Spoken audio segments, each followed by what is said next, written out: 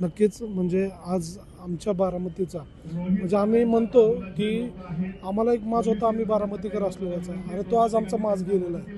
म्हणजे आज आमच्यातलं आम्ही जे काय आहे, आम्ही जे काय घडलो, जे काही शिकलो ते फक्त आम्ही दादांकडे बघूनच शिकलेलो आहे. एक आठवण म्हणून दादांनी सांगतो की दादा कार्यकर्त्यांना किती जपायचे. आम्ही सर्वसामान्य कार्यकर्ते, आमचं पुण्यात काम होतं, दादांना पुण्यात भेटायला गेलो, जुन्या जिल्हा परिषद ऑफिस बिल्डिंगला भेटलो आम्ही दादांना. एक निवेदन दिलं, पत्र दिलं.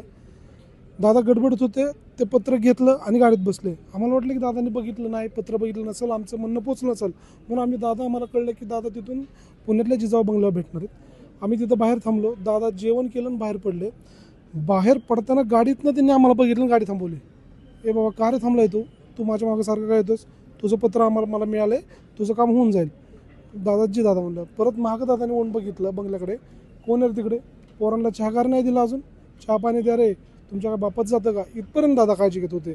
एक सर्वसामान्य कार्यकर्ता याच्यापेक्षा काय अपेक्षित आहे दुसरा, की दादा आज एवढं विचारपूस करणार, काम करणार, गाडीत थांबवून आम्हाला विचारतं की तू का मागं येतोय. म्हणजे असं नेता परत आम्हाला मिळणं नाही. आमची ही पोकळी ही आमच्या पिढीची, आम्ही म्हणतो की आमची एक जनरेशन व्हायला गेली आमची. आज दादा नाही आहेत तर आमची एक जनरेशनचं नुकसान झालं.